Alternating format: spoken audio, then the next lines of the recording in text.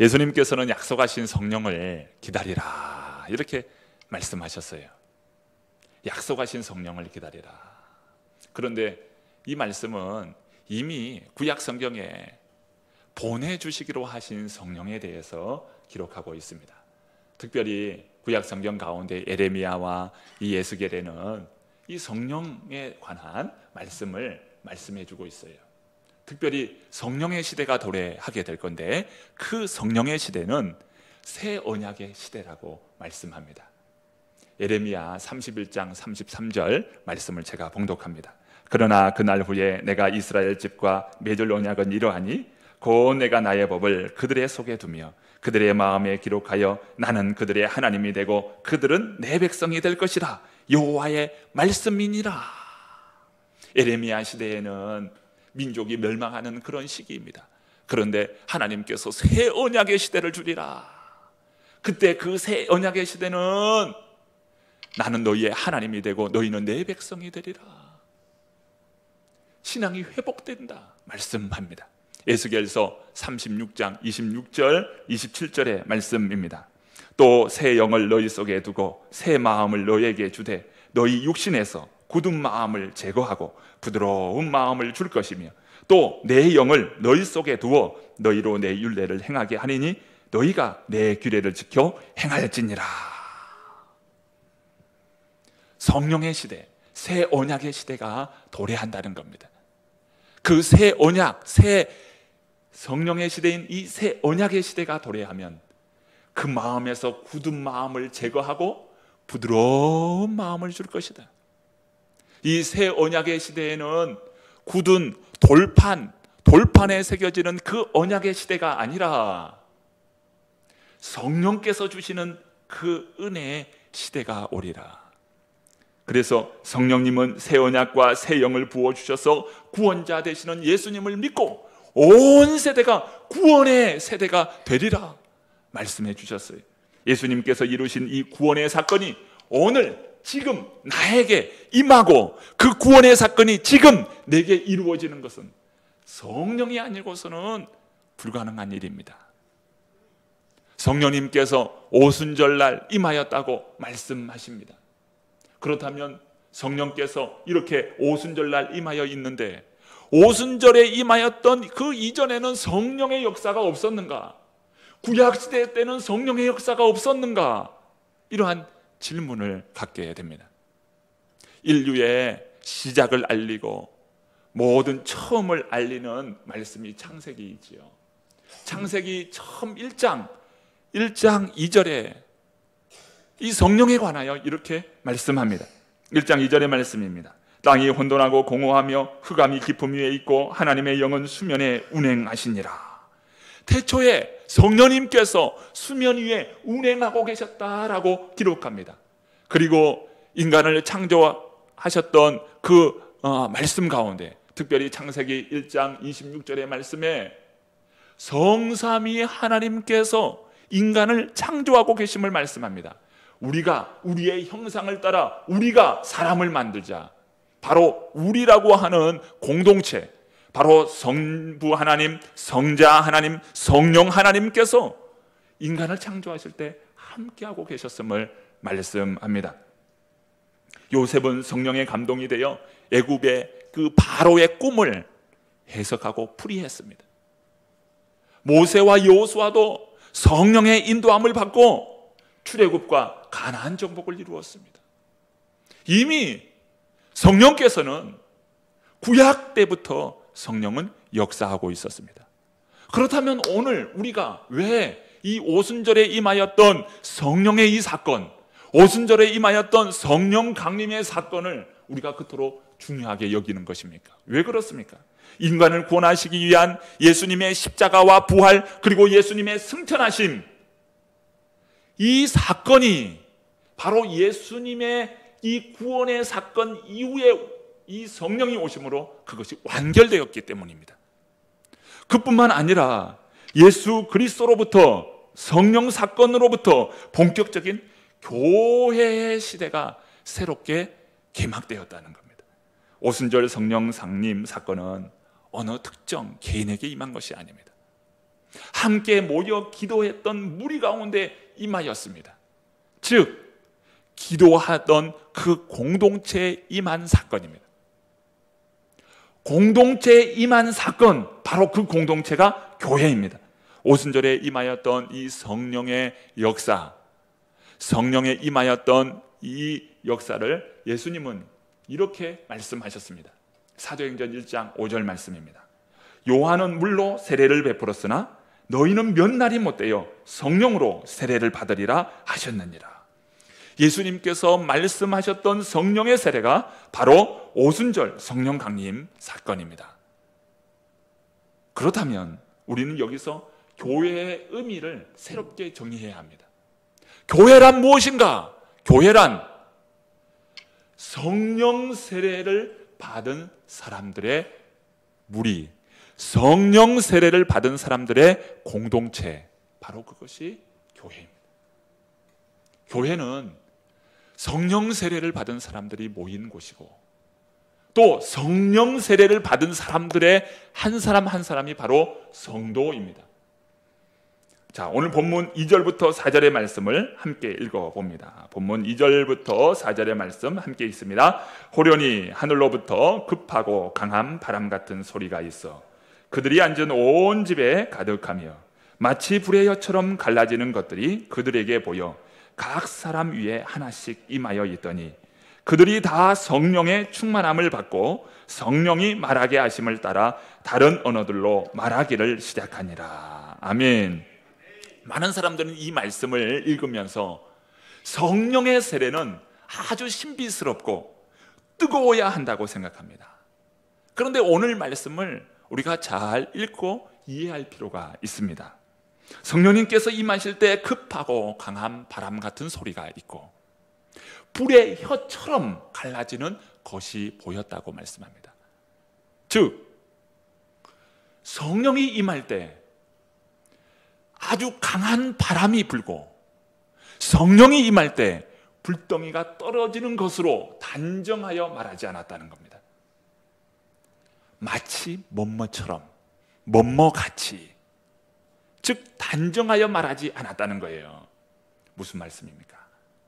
성령이 임할 때 급하고 강한 바람, 불이 혀처럼 갈라지는 불덩이와 같은 그것을 개인적이고 주관적인 체험이었다는 겁니다. 개인적이고 주관적인 체험이었어요. 자, 예수님께서 하나님 나라 복음을 감당하시면서 사역을 시작하실 때 세례 요한으로부터 세례를 받으실 때 다음과 같이 말씀합니다. 그 모습을 마태복음 3장 16절은 이렇게 말씀하는데요. 마태복음 3장 16절 말씀입니다. 예수께서 세례를 받으시고 그 물에서 올라오실새 하늘이 열리고 하나님의 성령이 비둘기같이 내려 자기 위에 임하심을 보시더니, 세례를 받으신 예수님께서 물에서 올라오실 때 하늘로부터 성령이 임하였습니다. 그때 평화와 고요의 상징인 비둘기 같은 그 성령님이 임하였다고 말씀합니다. 사도행전 2장의 제자들이 경험한 성령과 예수님께서 세례 받으실 때 임하였던 성령님은 동일한 성령, 같은 성령님이셨습니다. 동일한 성령님에도 불구하고 제자들과 예수님의 체험은 이처럼 판이하게 달랐습니다. 무엇입니까? 성령님이 임한 그 사건은 분명하지만 그것을 느끼고 체험한 것은 개인마다, 사람마다, 영적인 체질마다 다를 수 있다는 것입니다. 그러나 본문 4절은 성령 강림 이후에 그곳에 모인 무리들이 성령 충만함을 받은 것 같다라고 말하지 않았습니다. 그들은 다 성령 충만함을 받았다고 단정적으로 이야기합니다. 무엇입니까? 이 말은 누구도 부인할 수 없는 객관적인 사실이었음을 말씀합니다. 그러므로 성령님께서 우리에게 임하실 때 급하고 강한 바람이 불었느냐, 하늘로부터 불덩이가 떨어졌느냐, 비둘기 같은 성령이 임하였느냐? 이것이 중요한 것이 아니라는 겁니다. 무엇입니까? 이것은 다 개인적이고 주관적인 체험이죠. 예수님은 나는 세상의 빛이라고 말씀하셨습니다. 빛 대신 예수님을 만났을 때 눈이 부실 수가 있고 어떤 사람은 환하다고 느낄 수가 있습니다. 예수님은 양의 문이라고 했습니다. 그 양을 통과하는 양들이 그냥 자연스럽게 통과할 수 있고 그 양이 매하면서 소리 지르며 통과할 수 있습니다. 예수님은 생수라고 말씀하셨습니다. 그 생수를 마실 때 시원함을 느끼면서 시원하다라고 느끼는 사람이 있는가 하면 어떤 사람은 그 물을 맛볼 때에 너무도 목마르고 갈증 가운데 물을 벌컥벌컥 그냥 들이킬 수가 있습니다. 어떤 사람은 용광로의 뜨거운 불처럼 성령님이 임합니다.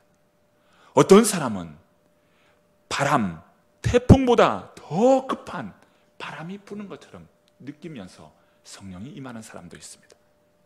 어떤 사람은 비둘기처럼 아주 새벽에 정적인 고요한 중에 성령이 임하기도 합니다. 성령님께서 어떻게 임하시느냐는 그 느끼는 것은 철저히 개인적인 체험입니다. 우리가 정말 성령의 사람이 되었다면 성령 충만함을 추구해야 됩니다. 여기에는 그 누구도 예외가 될 수 없어요. 그래서 우리는 성령의 세례와 성령의 충만을 우리는 구분하여 말할 수 있습니다. 성령 세례와 성령 충만의 관계는 마치 결혼과 사랑의 관계로 설명할 수 있습니다. 여러분, 결혼은 정말 일생일대에 사랑하는 사람과 유일회적으로 한 번 합니다. 생각날 때마다 결혼식을 또 하고 하는 사람은 없습니다. 우리가 사랑을 확인하자고 또 결혼하고 결혼식을 하고 결혼하는 그런 사람은 없습니다. 결혼 기념일 되어서 또 결혼해야 된다고 하는 사람은 없습니다. 결혼식은 배우자와 일평생 한 번 하는 유일회적인 예식입니다. 그런데 사랑은 어떻습니까? 결혼한 부부는 그 사랑을 계속 추구하고 만들어가고 키워나가야 합니다. 결혼은 어떤 이벤트나 또 결혼은 요식행위가 아닙니다. 사랑은 요식행위가 아닙니다. 결혼 한 번 했으니까 사랑이 완성되는 것이 아닙니다. 결혼한 부부는 사랑을 만들어가고 더 추구해 가야 합니다.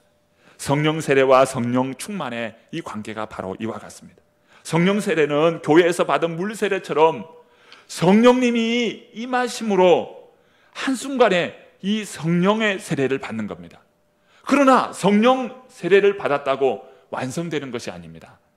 성령 충만을 이루어야 합니다. 성령 충만하지 않으면 또 사랑 없는 부부 생활과 같습니다. 그러므로 성령 충만한 삶을 살아야 됩니다. 여러분, 결혼식을 거행할 때 신랑 신부가 한복을 입을 수도 있고 또 양복을 입을 수가 있지요. 결혼 예식장이 될 수도 있고 또 예배당이 될 수도 있고 호텔이 될 수도 있습니다. 목사가 결혼 예식을 집례할 수도 있고 또 존경하는 스승이, 존경하는 분이 주례를 할 수도 있습니다. 가장 바람직한 결혼 예식은 하나님 앞에서 예배로 드려지는 것이 바람직하다고 생각됩니다. 이 세상의 결혼식을 한 가지로 동일한 옷, 어떤 특별한 방법, 특별한 장소에서 해야 된다라고 생각하는 사람은 없습니다. 저는 어릴 때 전통 예식이 치러지는 것을 보았습니다. 모든 결혼 예식은 전통 예식으로 치러야 한다, 이렇게 말하지는 않습니다. 누군가 결혼 방법을 전통 예식을 치러야 한다, 그렇게 한다면 여러분 어떻게 하겠어요? 아니다, 나는 이렇게 하겠다라고 하겠잖아요. 사람에 따라서 예복도 장소도 또 방법도 달리할 수 있습니다. 여러분, 성령 세례도 마찬가지입니다. 천지가 진동하듯 우리의 소리에서 큰 바람과 함께 성령이 임하기도 합니다. 그런가 하면 뭉치가 떨어지는 것과 같은 아주 정막 속에, 고요한 속에 성령 세례를 받기도 합니다.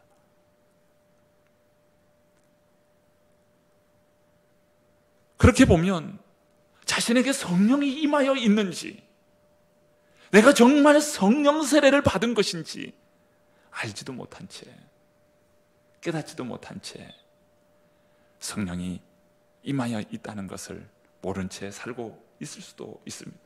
이처럼 결혼식과 성령의 세례는 형식과 방법에 있어서도 다릅니다. 그러나 본질은 동일합니다. 결혼식이나 성령 세례나 자기 생애에 있어서 획을 긋는 사건이 일어납니다. 결혼의 식은 참 자기 중심으로 살던 그런 사람이 이 서로 부부가 되어서 이제 인생을 함께 동행하자고 획을 긋는 사건이 바로 결혼의 식이죠. 성령 세례도 내 인생을 자기 중심으로 자기 마음대로 살던 사람이 성령에 의하여 성령의 인도를 받고 이제는 인생의 한 획을 긋는 사건이 됩니다. 이 결혼식과 성령 세례가 이 본질로서는 동일한 것 같지만 차이 또한 있습니다. 그 차이는 결혼식은 두 당사자가 합의에 의해서 자신들이 결정한 것이고, 성령 세례는 그 당사자가 결정하는 것이 아니라, 본인이 결정하는 것이 아니라 성령에 의해서, 하나님에게 의해서 은총적으로 주어지는 한 획입니다. 그래서 자기 중심이었냐 아니면 하나님에 의해서, 성령에 의해서 이렇냐, 이 두 차이만 있지 어떻게 보면 본질적으로 아주 흡사합니다. 그렇다면 우리는 각자 과연 내가 성령 세례를 받았는가, 성령 세례 받은 증거가 있는가, 이 질문을 하게 됩니다.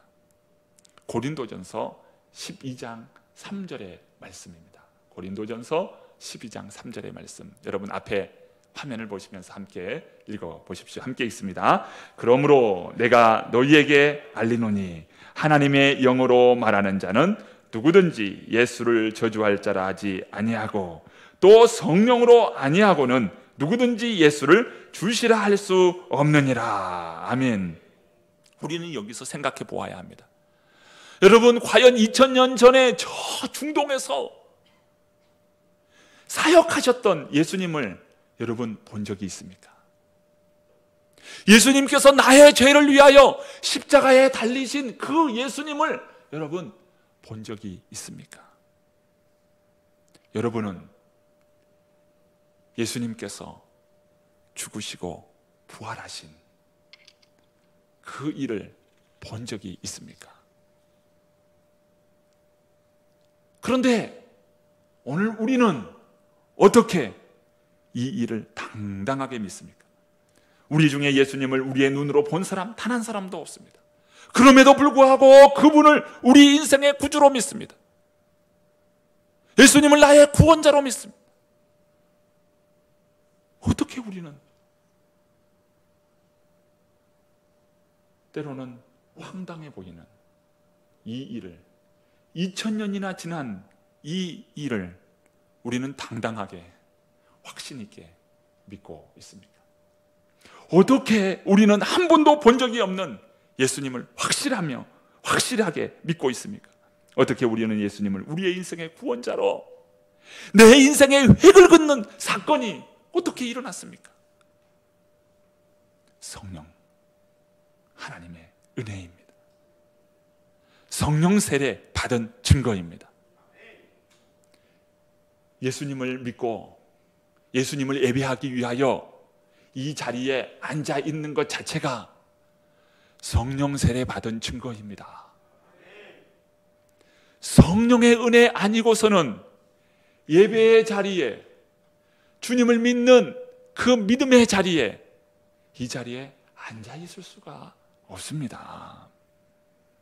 성령님께서 임하심으로 예수 그리스도께서 우리에게 주시는 이 구원이 현재 진행형으로 오늘 우리에게 일어납니다.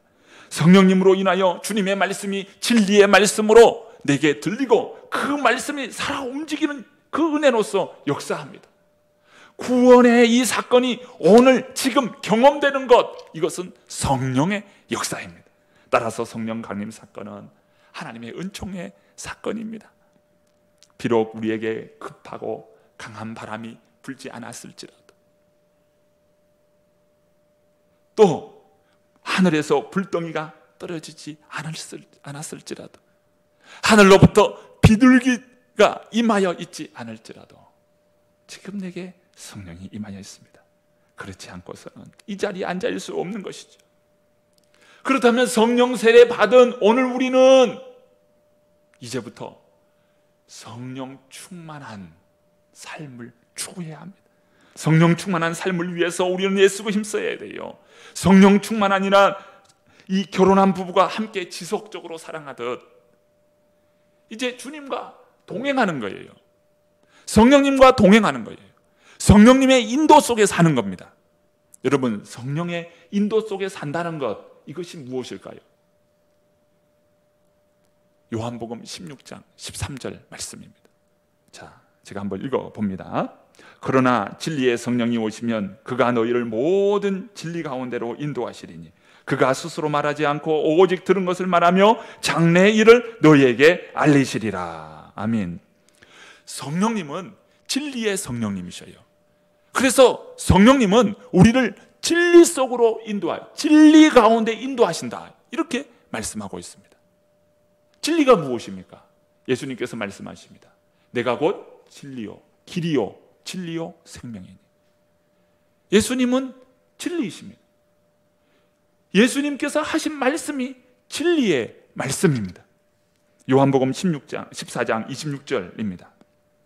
보혜사 곧 아버지께서 내 이름으로 보내실 성령, 그가 너희에게 모든 것을 가르치고 내가 너희에게 말한 모든 것을 생각나게 하시리라.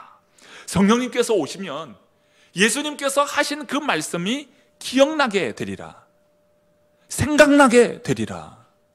예수님의 말씀이 기억되어지는 거죠. 진리로서 말씀이 살아 움직이게 됩니다.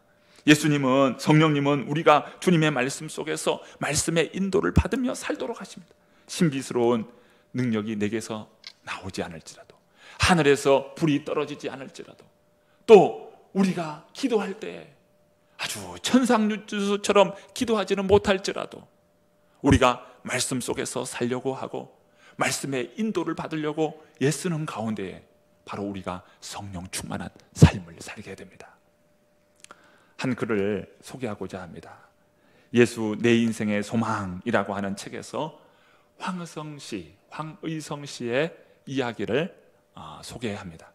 황의성 씨가 쓴 성령이 계시네 할렐루야 내게 계시네 라는 책의 제목은 찬송가 191장 후렴 가사를 옮겨 놓은 것입니다. 그는 지난 2001년 3월에 위암으로 세상을 떠나기까지 191장 찬송을 하루에 3번 내지 5번 여러 번 불렀다고 합니다. 황의성 씨는 소년 시절부터 절도, 폭력, 강도 등 닥치는 대로 죄를 저질렀던 사람입니다. 그래서 교도소도 여러 번 다녀왔습니다.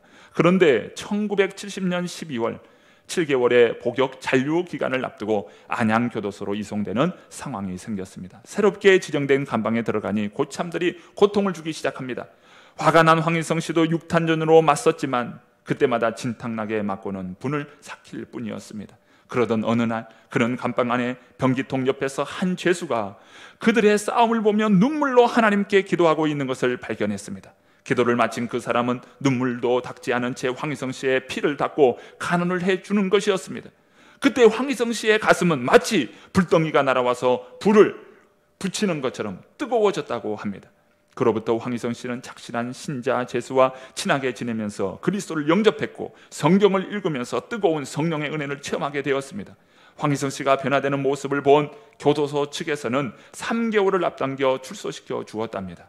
이후 그는 날마다 이 찬송을 불렀습니다. 성령이 계시네 할렐루야 함께 하시네 좁은 길 걸으며 밤낮 기뻐하시는 것 주의 영이 함께 하시네. 성령이 계시네 할렐루야 함께 하시네. 성령님은 이 죄수의 마음에 성령의 불을 임하였습니다. 그의 심령을 태웠습니다. 그리고 그를 변화시켰고 구원의 백성으로 살게 해 주셨습니다. 사랑하는 성도 여러분, 2000년 전 임하였던 성령님은 다시 하늘로 올라가지 않으셨습니다. 저 멀리 바다 건너서 또 앞에 보이는 저 너머 있는 그 산 너머에 성령님은 계시지 않습니다. 성령님은 내 안에, 내 심령 속에 나와 함께 하고 계십니다. 성령의 인도를 받고 진리의 말씀 속에서 사십시오. 성령님이 나와 함께 하심을 깨달으십시오. 주님이 나와 함께하고 성령께서 내 가운데 계심을 여러분 믿고 인정하십시오. 이 자리에 나와 계시는 우리 모든 성도님들은 지금 다 성령님이 임하여 계십니다. 성령님이 나와 함께 하심을 여러분 인정하시고 깨달으시고 이제 이후부터는 성령 충만합니다. 주님께서 내게 숙제를 주셨는데 그 숙제는 성령 충만한 삶입니다. 날마다 성령 충만하시고 성령 충만한 삶을 추구하십시오. 그런 성령 충만한 삶을 살 때 우리 주님이 기뻐하시고 우리 주님께서 우리 성도님들을 기뻐 늘 은혜로 인도하여 주시고 하늘의 신령한 복을 날마다 베풀어 주실 것입니다. 우리 모두 성령 충만한 삶을 살기를 축복합니다.